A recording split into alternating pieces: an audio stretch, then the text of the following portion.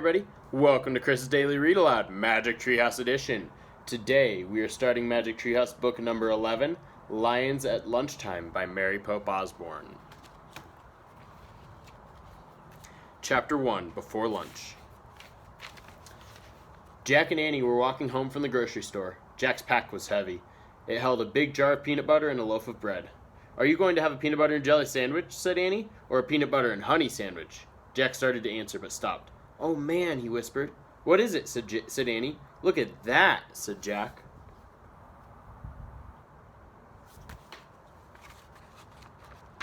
He pointed to the edge of the Frog Creek woods. In the shadows stood a small, delicate animal. It looked like a tiny deer. "It's a sign," whispered Annie. "Remember when we saw the rabbit? He was a sign of the Wild West." The deer-like creature leapt into the woods. Jack and Annie didn't stop to think. They followed as fast as they could. Jack's heavy pack thumped against his back as he ran. Finally, they stopped and looked around.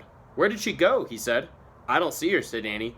"Oh, wow," said Annie. She pointed up. There was the magic treehouse. It was shining in the noon sun at the top of the tallest tree in the woods.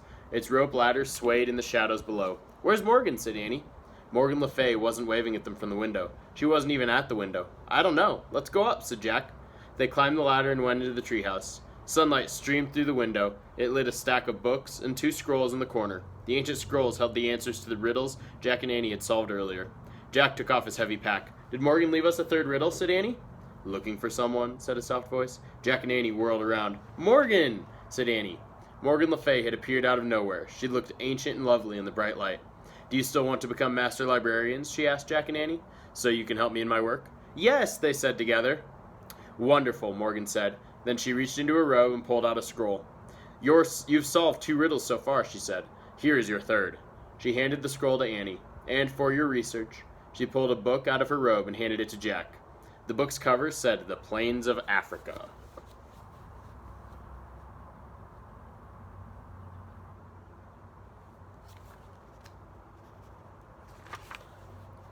"Africa?" said Jack. "Oh man, I've always wanted to go there." He opened the book. He and Annie stared at a picture. It showed hordes of zebras, tall giraffes, big animals with horns, and tiny, deer-like creatures. "Hey, what's the animal that led us here?" said Annie. "A Thompson's gazelle, I believe," Morgan said. "Where are the lions?" said Jack. "You'll find out," said Morgan. Maybe we need to plan this trip," said Jack. Morgan smiled. "No, go ahead. Make your wish now." Annie pointed at the picture. "I wish we could go there," she said. "Be careful," said Morgan. "Just keep an eye out." "For what?" said Jack. "The lions, of course," she said. "Wait!" said Jack. Too late. The wind had started to blow. The treehouse had started to spin. Jack squeezed his eyes shut. The treehouse spun faster and faster. Then everything was still. Absolutely still. Chapter 2. Jump, beasts, jump! Bright light flooded the treehouse again. A rustling sound came from outside the window. Annie peeked out and laughed. "Hey there," she said. Jack looked out too. A giraffe was eating leaves off the tree. It had a sweet, goofy face. Jack peered at the world beyond the giraffe. He couldn't believe his eyes. He saw a huge grassy plain, a wide river, and tons of birds and animals.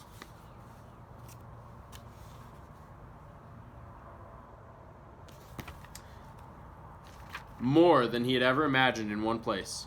Giraffes and zebras were on the side of the river where Jack and Annie were. Thompson's gazelles and the big horned animals were on the other side. "Where are the lions?" said Jack. "I don't know," said Annie. "Do you think it's always this crowded?" "Let's find out," said Jack. He picked up the book on Africa and looked at the picture of the animals. He read aloud. "Every year in late spring, thousands of zebras and gazelles and millions of wildebeest migrate from the dry plains of Tanzania to Kenya." "What's migrate mean?" said Annie. Jack pushed his glasses into place. "It means they go someplace else for part of the year, like birds going south for the winter." "Oh, right," said Annie. Jack turned the page to read more. "Before they're safe in Kenya, the animals must first cross the Mara River. Zebras go first, then the wildebeest. The tiny gazelles swim last." "Oh," said Annie in a sad voice. "What's wrong?" said Jack. "Poor beasts." She looked out the window. "They seem afraid." On the far side of the river, the horned animals were standing at the edge of the steep bank of the river. They stared down nervously at the rushing water. "Jump, beast, jump!" Annie shouted. "Don't be silly. They can't hear you," said Jack. He studied the broad plain. "I wonder where the lions are," he said. "I don't know, but I have to go," said Annie. "Go where?" said Jack. "To the river to help them," she said. "Help who?" said Jack. "Those wild beasts on the other side," said Annie. "I have to help them migrate." "Are you nuts?" said Jack. Annie handed Jack the scroll and started out of the treehouse. Wait a second, said Jack. We haven't even read Morgan's riddle yet. Annie stopped on the ladder. Read it now, she said. Jack unrolled the ancient scroll and read aloud. I'm the color of gold and as sweet as can be, but beware of the danger that's all around me. What am I? Annie started down again. Annie! We'll look for the answer in a minute, said Annie. What are you doing? Jack called. But there was no stopping her. Jack watched as she hopped off the ladder. Then she started to walk through the tall grass between the zebras and giraffes. I don't believe her, he said to himself. He quickly put the Africa book into his pack. He started down the ladder. When he stepped onto the ground, he looked around carefully. The giraffes were eating the tree leaves. The zebras were grazing in the grass. Tons of birds flapped overhead. This is okay, he thought. He just had one little question. Where are the lions? And that is the end of Chapter 2. Tomorrow we will read Chapter 3, Disaster. Uh-oh, what's going to happen to Jack and Annie? I hope you enjoyed Chapters 1 and 2. I hope you come back tomorrow to read Chapters 3 and 4 with us. Hope you have a great day. Stay safe, wash your hands, and have fun, everybody.